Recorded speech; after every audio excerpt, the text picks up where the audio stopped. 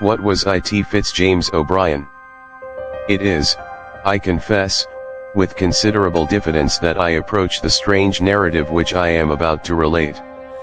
The events which I purpose detailing are of so extraordinary a character that I am quite prepared to meet with an unusual amount of incredulity and scorn.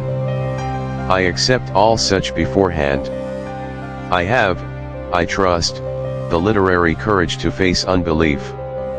I have, after mature consideration, resolved to narrate, in as simple and straightforward a manner as I can compass, some facts that passed under my observation, in the month of July last, and which, in the annals of the mysteries of physical science, are wholly unparalleled. I live at No. 26th Street, in New York. The house is in some respects a curious one. It has enjoyed for the last 2 years the reputation of being haunted.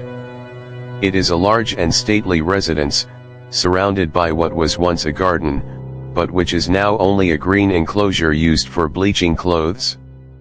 The dry basin of what has been a fountain, and a few fruit trees ragged and unpruned, indicate that this spot in past days was a pleasant, shady retreat, filled with fruits and flowers and the sweet murmur of waters. The house is very spacious. A hall of noble size leads to a large spiral staircase winding through its center, while the various apartments are of imposing dimensions. It was built some 15 or 20 years since by Mr. A., the well-known New York merchant, who 5 years ago threw the commercial world into convulsions by a stupendous bank fraud. Mr. A., as everyone knows, escaped to Europe, and died not long after, of a broken heart. Almost immediately after the news of his decease reached this country and was verified, the report spread in 26th Street that No. was haunted. Legal measures had dispossessed the widow of its former owner, and it was inhabited merely by a caretaker and his wife, placed there by the house agent into whose hands it had passed for the purposes of renting or sale. These people declared that they were troubled with unnatural noises. Doors were opened without any visible agency. The remnants of furniture scattered through the various rooms were, during the night, piled one upon the other by unknown hands. Invisible feet passed up and down the stairs in broad daylight, accompanied by the rustle of unseen silk dresses, and the gliding of viewless hands along the massive balusters. The caretaker and his wife declared they would live there no longer. The house agent laughed, dismissed them, and put others in their place. The noises and supernatural manifestations continued. The neighborhood caught up the story, and the house remained untenanted for 3 years. Several persons negotiated for it, but, somehow, always before the bargain was closed they heard the unpleasant rumors and declined to treat any further. It was in this state of things that my landlady, who at that time kept a boarding house in Bleecker Street, and who wished to move further uptown, conceived the bold idea of renting No. 26th Street.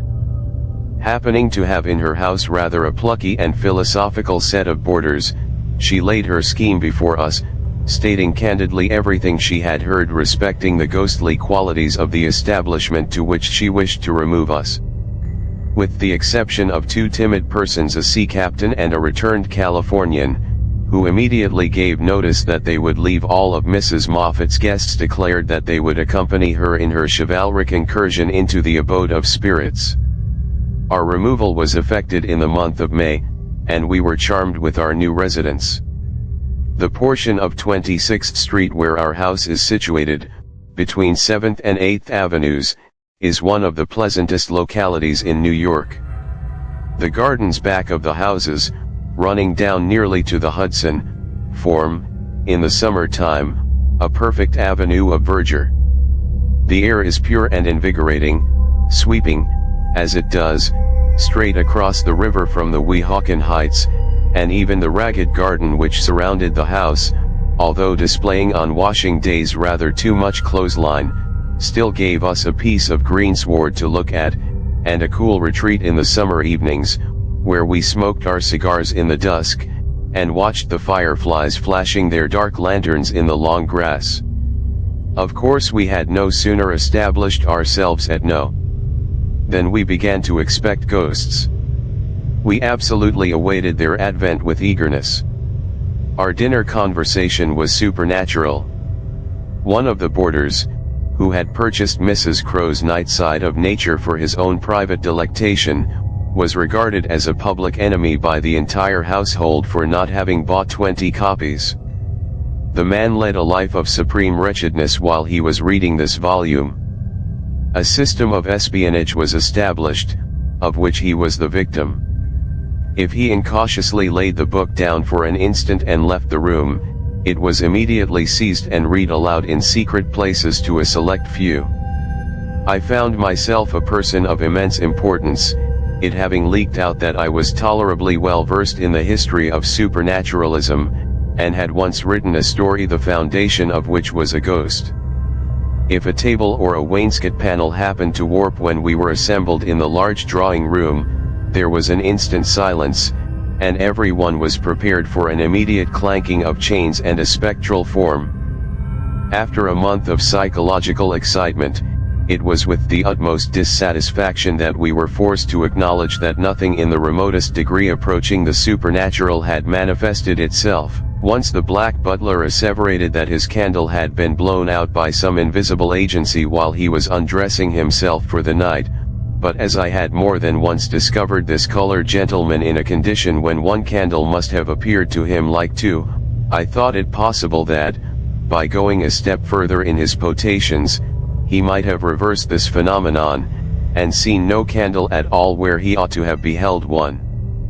Things were in this state when an accident took place so awful and inexplicable in its character that my reason fairly reels at the bare memory of the occurrence.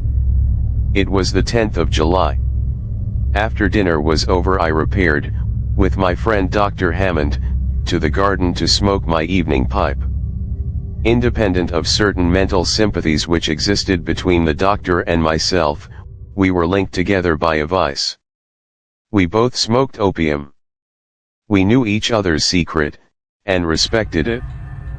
We enjoyed together that wonderful expansion of thought, that marvelous intensifying of the perceptive faculties, that boundless feeling of existence when we seem to have points of contact with the whole universe, in short, that unimaginable spiritual bliss, which I would not surrender for a throne, and which I hope you, reader, will never taste.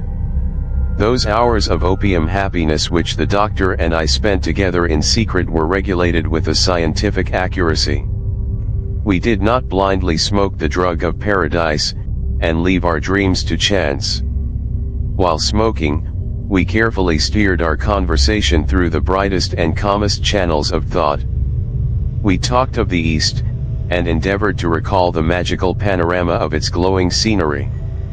We criticized the most sensuous poets, those who painted life ruddy with health, brimming with passion, happy in the possession of youth and strength and beauty.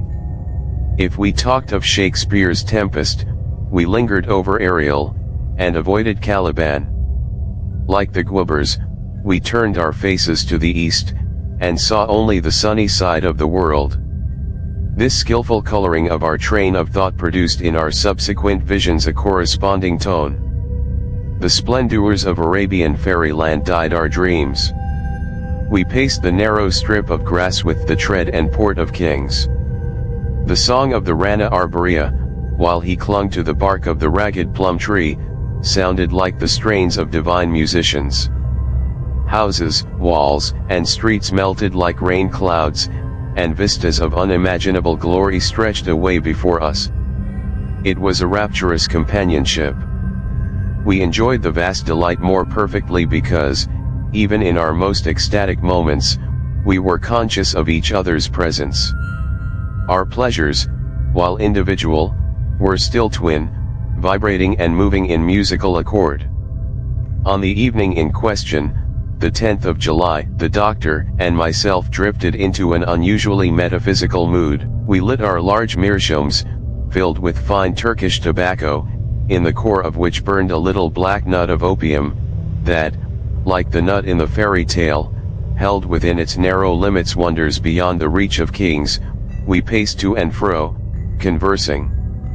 A strange perversity dominated the currents of our thought. They would not flow through the sunlit channels into which we strove to divert them. For some unaccountable reason, they constantly diverged into dark and lonesome beds, where a continual gloom brooded.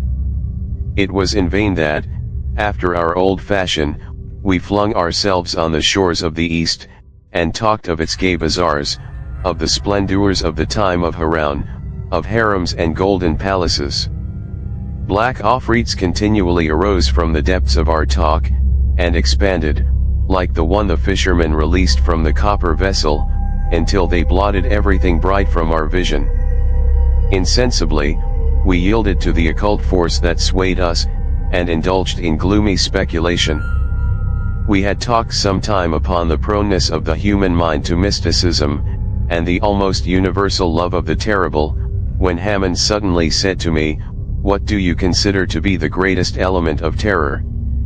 The question puzzled me. That many things were terrible, I knew. Stumbling over a corpse in the dark, beholding, as I once did, a woman floating down a deep and rapid river, with wildly lifted arms, an awful, upturned face, uttering, as she drifted, shrieks that rent one's heart, while we, spectators, stood frozen at a window which overhung the river at a height of 60 feet, unable to make the slightest effort to save her, but dumbly watching her last supreme agony and her disappearance. A shattered wreck, with no life visible, encountered floating listlessly on the ocean, is a terrible object, for it suggests a huge terror, the proportions of which are veiled. But it now struck me, for the first time, that there must be one great and ruling embodiment of fear, a king of terrors, to which all others must succumb. What might it be? To what train of circumstances would it owe its existence? I confess, Hammond, I replied to my friend, I never considered the subject before. That there must be one something more terrible than any other thing, I feel. I cannot attempt, however, even the most vague definition. I am somewhat like you, Harry, he answered. I feel my capacity to experience a terror greater than anything yet conceived by the human mind, something combining in fearful and unnatural amalgamation hitherto supposed incompatible elements. The calling of the voices in Brockton Brown's novel of Wieland is awful, so is the picture of the dweller of the threshold, in Bulwer's Zanoni, but, he added, shaking his head gloomily, there is something more horrible still than those. Look here, Hammond, I rejoined, let us drop this kind of talk, for heaven's sake. We shall suffer for it, depend on it. I don't know what's the matter with me tonight, he replied, but my brain is running upon all sorts of weird and awful thoughts. I feel as if I could write a story like Hoffman, tonight, if I were only master of a literary style. Well, if we are going to be Hoffmanesque in our talk, I'm off to bed. Opium and nightmares should never be brought together. How sultry it is. Good night, Hammond. Good night, Harry. Pleasant dreams to you. To you, gloomy wretch, afrits, ghouls, and enchanters. We parted, and each sought his respective chamber. I undressed quickly and got into bed, taking with me, according to my usual custom, a book, over which I generally read myself to sleep. I opened the volume as soon as I had laid my head upon the pillow, and instantly flung it to the other side of the room. It was Gaudin's History of Monsters, a curious French work, which I had lately imported from Paris, but which, in the state of mind I had then reached, was anything but an agreeable companion. I resolved to go to sleep at once, so, turning down my gas until nothing but a little blue point of light glimmered on the top of the tube, I composed myself to rest. The room was in total darkness. The atom of gas that still remained alight did not illuminate a distance of 3 inches round the burner. I desperately drew my arm across my eyes, as if to shut out even the darkness, and tried to think of nothing. It was in vain. The confounded themes touched on by Hammond in the garden kept obtruding themselves on my brain. I battled against them. I erected ramparts of would-be blankness of intellect to keep them out. They still crowded upon me. While I was lying still as a corpse, hoping that by a perfect physical inaction I should hasten mental repose, an awful incident occurred. A something dropped, as it seemed, from the ceiling, plumb upon my chest, and the next instant I felt two bony hands encircling my throat, endeavoring to choke me. I am no coward, and am possessed of considerable physical strength. The suddenness of the attack, instead of stunning me, strung every nerve to its highest tension. My body acted from instinct, before my brain had time to realize the terrors of my position. In an instant I wound two muscular arms around the creature, and squeezed it, with all the strength of despair, against my chest. In a few seconds the bony hands that had fastened on my throat loosened their hold, and I was free to breathe once more. Then commenced a struggle of awful intensity. Immersed in the most profound darkness, totally ignorant of the nature of the thing by which I was so suddenly attacked, finding my grasp slipping every moment, by reason, it seemed to me, of the entire nakedness of my assailant, bitten with sharp teeth in the shoulder, neck, and chest, having every moment to protect my throat against a pair of sinewy, agile hands, which my utmost efforts could not confine. These were a combination of circumstances to combat which required all the strength, skill, and courage that I possessed. At last, after a silent, deadly, exhausting struggle, I got my assailant under by a series of incredible efforts of strength. Once pinned, with my knee on what I made out to be its chest, I knew that I was victor. I rested for a moment to breathe. I heard the creature beneath me panting in the darkness, and felt the violent throbbing of a heart. It was apparently as exhausted as I was. That was one comfort. At this moment I remembered that I usually placed under my pillow, before going to bed, a large yellow silk pocket handkerchief. I felt for it instantly. It was there. In a few seconds more I had, after a fashion, pinioned the creature's arms. I now felt tolerably secure. There was nothing more to be done but to turn on the gas, and, having first seen what my midnight assailant was like, arouse the household. I will confess to being actuated by a certain pride in not giving the alarm before. I wished to make the capture alone and unaided. Never losing my hold for an instant, I slipped from the bed to the floor, dragging my captive with me. I had but a few steps to make to reach the gas burner. These I made with the greatest caution, holding the creature in a grip like a vice. At last I got within arm's length of the tiny speck of blue light which told me where the gas burner lay. Quick as lightning I released my grasp with one hand and let on the full flood of light. Then I turned to look at my captive. I cannot even attempt to give any definition of my sensations the instant after I turned on the gas. I suppose I must have shrieked with terror, for in less than a minute afterward my room was crowded with the inmates of the house. I shudder now as I think of that awful moment. I saw nothing. Yes, I had one arm firmly clasped round a breathing, panting, corporeal shape, my other hand gripped with all its strength a throat as warm, as apparently fleshy, as my own, and yet, with this living substance in my grasp, with its body pressed against my own, and all in the bright glare of a large jet of gas, I absolutely beheld nothing. Not even an outline of vapor. I do not, even at this hour, realize the situation in which I found myself. I cannot recall the astounding incident thoroughly. Imagination in vain tries to compass the awful paradox. It breathed. I felt its warm breath upon my cheek. It struggled fiercely. It had hands. They clutched me. Its skin was smooth, like my own. There it lay, pressed close up against me, solid as stone and yet utterly invisible.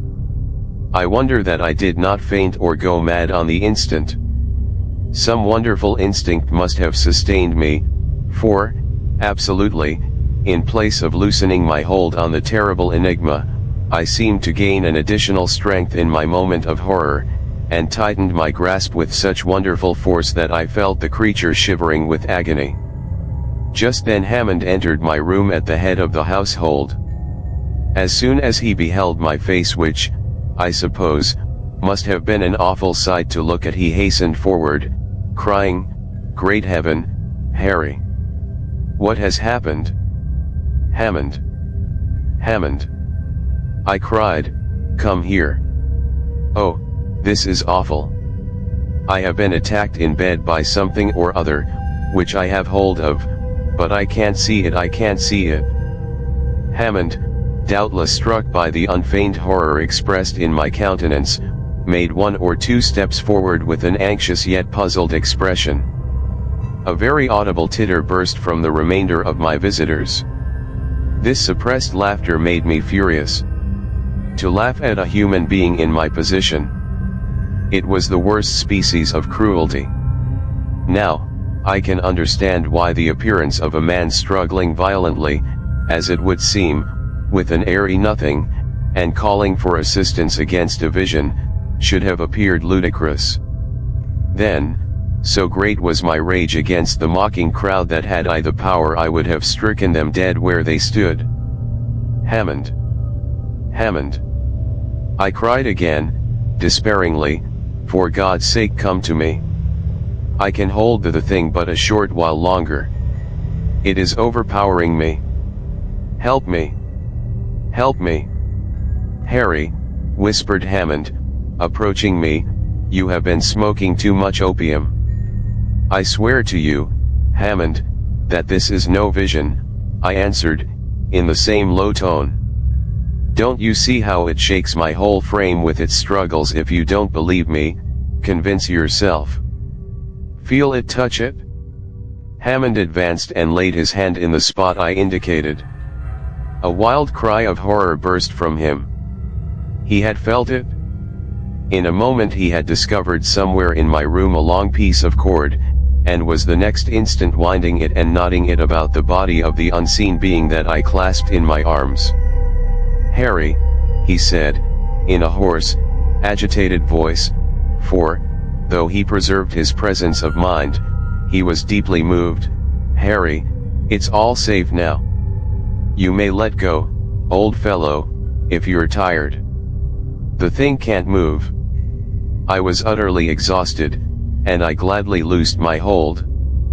Hammond stood holding the ends of the cord that bound the invisible, twisted round his hand, while before him, self-supporting as it were, he beheld a rope laced and interlaced, and stretching tightly around a vacant space. I never saw a man look so thoroughly stricken with awe. Nevertheless his face expressed all the courage and determination which I knew him to possess. His lips, although white, were set firmly, and one could perceive at a glance that, although stricken with fear, he was not daunted.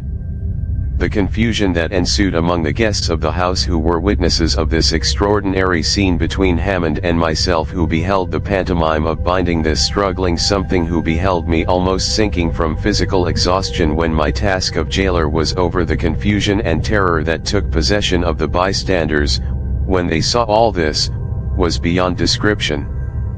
The weaker ones fled from the apartment. The few who remained clustered near the door and could not be induced to approach Hammond and his charge. Still incredulity broke out through their terror. They had not the courage to satisfy themselves, and yet they doubted. It was in vain that I begged of some of the men to come near and convince themselves by touch of the existence in that room of a living being which was invisible. They were incredulous, but did not dare to undeceive themselves. How could a solid, living, breathing body be invisible, they asked. My reply was this. I gave a sign to Hammond, and both of us conquering our fearful repugnance to touch the invisible creature lifted it from the ground, manacled as it was, and took it to my bed. Its weight was about that of a boy of 14. "Now, my friends," I said, as Hammond and myself held the creature suspended over the bed, "I can give you self-evident proof that here is a solid, ponderable body, which, nevertheless, you cannot see. Be good enough to watch the surface of the bed attentively." I was astonished at my own courage in treating this strange event so calmly, but I had recovered from my first terror, and felt a sort of scientific pride in the affair, which dominated every other feeling. The eyes of the bystanders were immediately fixed on my bed. At a given signal, Hammond and I let the creature fall. There was a dull sound of a heavy body alighting on a soft mass. The timbers of the bed creaked. A deep impression marked itself distinctly on the pillow, and on the bed itself. The crowd who witnessed this gave a low cry, and rushed from the room. Hammond and I were left alone with our mystery. We remained silent for some time, listening to the low, irregular breathing of the creature on the bed, and watching the rustle of the bedclothes as it impotently struggled to free itself from confinement. Then Hammond spoke. "Harry, this is awful." Awful. But not unaccountable." "Not unaccountable? What do you mean? Such a thing has never occurred since the birth of the world." "I know not what to think, Hammond. God grant that I am not mad, and that this is not an insane fantasy. Let us reason a little, Harry. Here is a solid body which we touch, but which we cannot see. The fact is so unusual that it strikes us with terror. Is there no parallel, though, for such a phenomenon? Take a piece of pure glass. It is tangible and transparent. A certain chemical coarseness is all that prevents its being so entirely transparent as to be totally invisible. It is not theoretically impossible, mind you, to make a glass which shall not reflect a single ray of light, a glass so pure and homogeneous in its atoms that the rays from the sun will pass through it as they do through the air, refracted but not reflected. We do not see the air, and yet we feel it. That's all very well, Hammond, but these are inanimate substances. Glass does not breathe, air does not breathe. This thing has a heart that palpitates, a will that moves it, lungs that play, and inspire and respire. You forget the phenomena of which we have so often heard of late, answered the doctor, gravely. At the meetings called spirit circles, invisible hands have been thrust into the hands of those persons round the table, warm, fleshly hands that seem to pulsate with mortal life. What do you think, then, that this thing is? I don't know what it is, was the solemn reply, but please the gods I will, with your assistance, thoroughly investigate it. We watched together, smoking many pipes, all night long, by the bedside of the unearthly being that tossed and panted until it was apparently wearied out. Then we learned by the low, regular breathing that it slept. The next morning the house was all astir. The boarders congregated on the landing outside my room, and Hammond and myself were lions. We had to answer 1,000 questions as to the state of our extraordinary prisoner, for as yet not one person in the house except ourselves could be induced to set foot in the apartment. The creature was awake. This was evidenced by the convulsive manner in which the bedclothes were moved in its efforts to escape. There was something truly terrible in beholding, as it were, those second-hand indications of the terrible writhings and agonized struggles for liberty which themselves were invisible. Hammond and myself had racked our brains during the long night to discover some means by which we might realize the shape and general appearance of the enigma. As well as we could make out by passing our hands over the creature's form, its outlines and lineaments were human. There was a mouth, a round, smooth head without hair, a nose, which, however, was little elevated above the cheeks, and its hands and feet felt like those of a boy. At first we thought of placing the being on a smooth surface and tracing its outlines with chalk, as shoemakers trace the outline of the foot. This plan was given up as being of no value.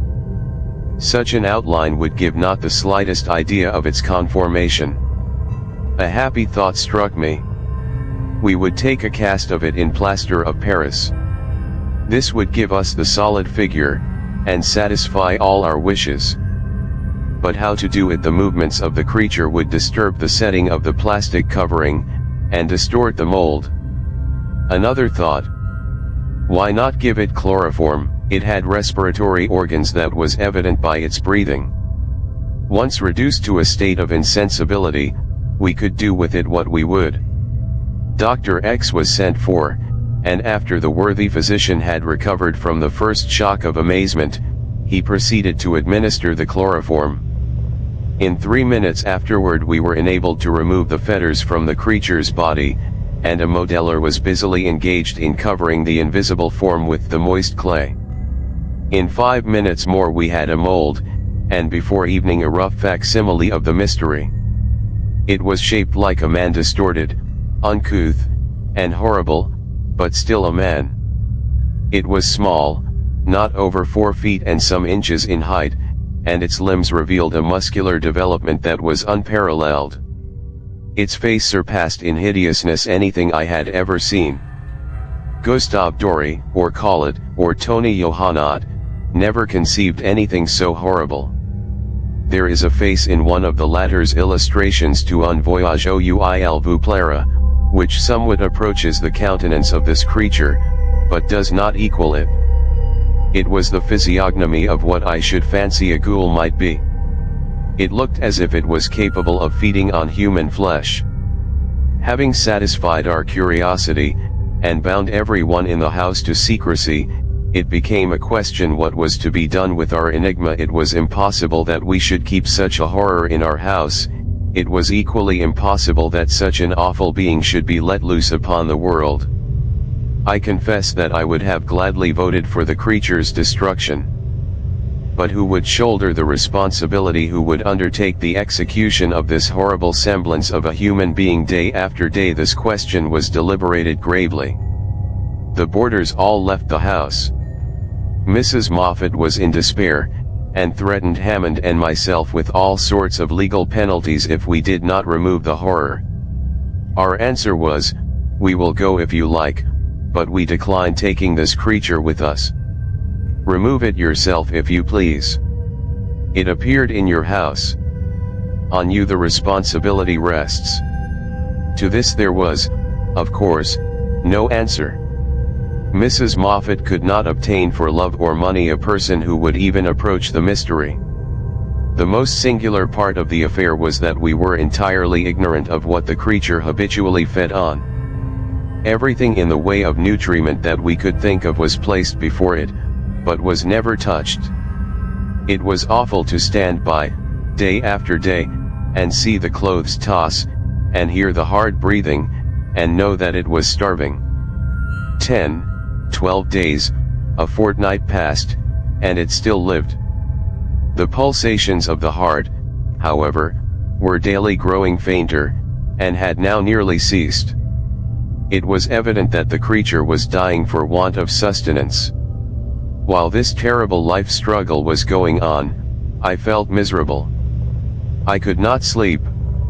Horrible as the creature was, it was pitiful to think of the pangs it was suffering. At last it died. Hammond and I found it cold and stiff one morning in the bed. The heart had ceased to beat, the lungs to inspire. We hastened to bury it in the garden. It was a strange funeral, the dropping of that viewless corpse into the damp hole. The cast of its form I gave to Dr. X, who keeps it in his museum in 10th Street. As I am on the eve of a long journey from which I may not return, I have drawn up this narrative of an event the most singular that has ever come to my knowledge. The end.